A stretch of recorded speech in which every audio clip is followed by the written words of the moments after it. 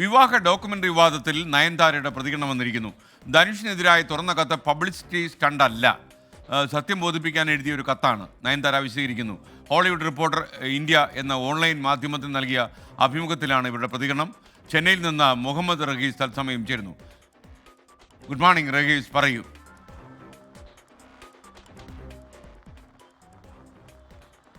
Very good morning.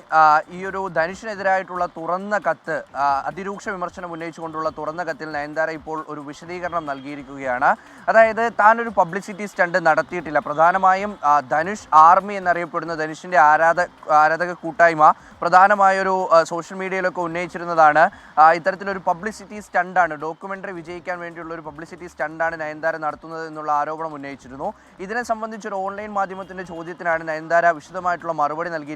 താൻ ഒരിക്കലും ഒരു പബ്ലിസിറ്റി സ്റ്റണ്ടല്ല ആഗ്രഹിച്ചിട്ടുള്ളത്. ഡോക്യുമെൻ്ററി വിജയമായാലും പരാജയമായാലും തന്നെ അത് വലിയ തോതിൽ ബാധിക്കില്ല. തൻ്റെ ജീവിതത്തിനെ ആരാധകർക്ക് മുന്നിൽ വരച്ചു കാണിക്കുക എന്നുള്ളത് മാത്രമായിരുന്നു തൻ്റെ ലക്ഷ്യം.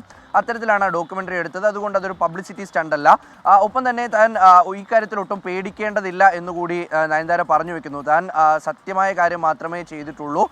ഒപ്പം ഈ ഒരു സീനുകൾ ഉൾപ്പെടുത്തിയത്, ഞാനും റൗഡിത എന്നുള്ള ചിത്രത്തിൻ്റെ സീനുകൾ ഉൾപ്പെടുത്തിയത് അത് ചിത്രത്തിലെ സീനുകളല്ല, മറിച്ച് ഷൂട്ടിംഗ് സെറ്റിലെ സീനുകളാണ്. അതുകൊണ്ട് തന്നെ അതിനെതിരെ ഒരു വക്കീൽ നോട്ടീസ് നൽകിയാലോ കേസ് നൽകിയാലോ അത് തന്നെ ബാധിക്കില്ല, അല്ലെങ്കിൽ ആ കേസ് തള്ളിപ്പോകും എന്നുള്ള തരത്തിലുള്ള ഒരു പ്രതികരണം കൂടി നയൻതാര നടത്തിയിരിക്കുന്നു.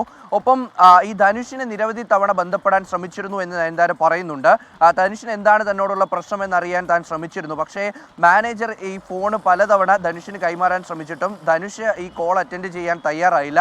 അതുകൊണ്ട് തന്നെ പിന്നീട് ധനുഷുമായി സംസാരിക്കാൻ പറ്റിയിട്ടില്ല. കഴിഞ്ഞ 10 വർഷമായി തങ്ങൾ തമ്മിലുള്ള ബന്ധം അത്ര നല്ലതല്ല. അതുകൊണ്ട് തന്നെ ഇത്തരത്തിലൊരു കേസ് വരുമെന്ന് അറിയാമായിരുന്നു. നിരവധി തവണ തന്നെ ഈ ഡോക്യുമെൻ്ററിയുമായി ബന്ധപ്പെട്ട ഈ ദൃശ്യങ്ങൾ ഉൾപ്പെടുത്തുന്നതുമായി ബന്ധപ്പെട്ട് തന്നെ ഉപദ്രവിച്ചിട്ടുണ്ട് എന്നതടക്കം നയൻതാര പറഞ്ഞു വെക്കുന്നുണ്ട്. എന്തായാലും ഒരു പബ്ലിസിറ്റി സ്റ്റണ്ട് താൻ നടത്തിയിട്ടില്ല, ചിത്രത്തിൻ്റെ പ്രൊമോഷന് വേണ്ടിയിട്ടല്ല ഇതൊന്നൊക്കെ നയൻതാര പറയുമ്പോഴും കേസുമായി മുന്നോട്ട് പോകാൻ തന്നെയാണ് ധനുഷിൻ്റെ തീരുമാനം. ഈ അടുത്ത് ഈ കേസ് പിൻവലിക്കുമോ എന്നുള്ള ഒരു ചോദ്യത്തിനോട് ധനുഷ് പ്രതികരിക്കാൻ തയ്യാറായിരുന്നില്ല. ധനുഷിൻ്റെ അഭിഭാഷകർ അറിയിക്കുന്നതനുസരിച്ച് തങ്ങൾ ഈ ഒരു കേസുമായി, കോപ്പിറൈറ്റ് കേസുമായി മുന്നോട്ട് പോകുമെന്ന് തന്നെയാണ് അറിയുന്നത്. SKN.